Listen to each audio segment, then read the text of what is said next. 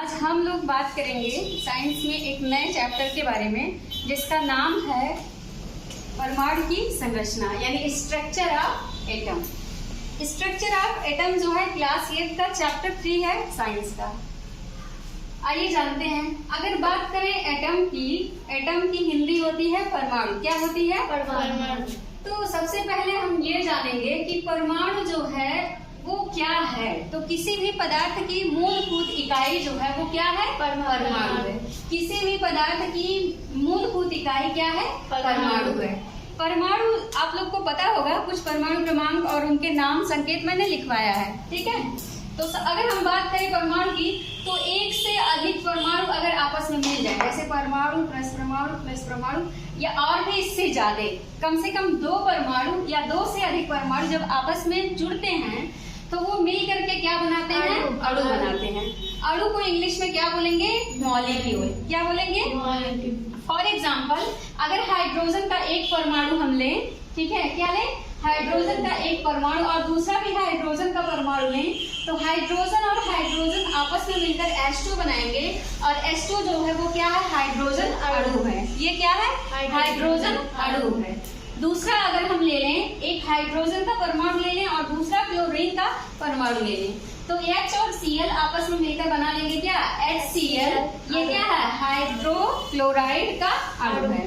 HCl क्या है? Hydrochloride है ना, इसका क्या है? अणु है। अगर हम ले लें, ये HCl क्या होता है? हाइड्रोजन क्लोराइड ही तो होता है। H क्या हुआ? हाइड्रोजन और Cl क्या है? क्लोरीन। तो ये क्या हो गया? Hydrogen chloride. ये क्या हो गया? अणु हो गया। उसी तरह से अगर हम Na को ले लें, Na क्या है? सोडियम परमाणु है और Cl क्या है? क्लोरीन परमाणु है। Na क्या है? Na सोडियम परमाणु और Cl क्लोरीन परमाणु। Na प्लस Cl क्या बन जाएगा? NaCl। NaCl को सोडियम क्लोराइड अणु बोलेंगे और इसे सामान्य भाषा में हम क्या बोलते हैं? कॉमन सॉल्ट, यानी कि नमक यही है, ठीक है, जिसे हम लोग लेते हैं। तो इस तरह से एक साइंटिस्ट थे डाल्टन, जिन्होंने 1808 में अपनी एक थियरी दी, जिसे कहा जाता है डाल्टन्स एटॉमिक थ्योरी। क्या कहा जाता है? डाल्टन एटॉमिक थ्योरी, डाल्टन का परमाणु सिद्धांत। इन्होंने ये कहा कि पदार्थ जो है बहुत सारे सूक्ष्म कणों से मिलकर बना होता है और उन सूक्ष्म कणों को क्या कहते हैं? परमाणु कहते हैं। सूक्ष्म कणों को क्या कहते हैं? परमाणु कहते हैं। फिर उन्होंने कहा कि परमाणु को ना तो नष्ट किया जा सकता है और ना ही बनाया जा सकता है, ठीक है। क्या कहा? परमाणु को ना तो नष्ट किया जा सकता है और ना ही बनाया जा सकता है। और फिर इन्होंने कहा कि परमाणु क्या होता है? अविभाज्य होता है, यानी उसे बांटा भी नहीं जा सकता है।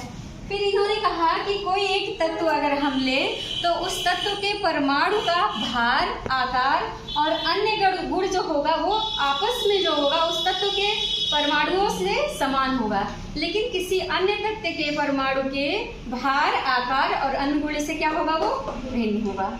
ये क्या था? डाल्टन की एटॉमिक थ्योरी।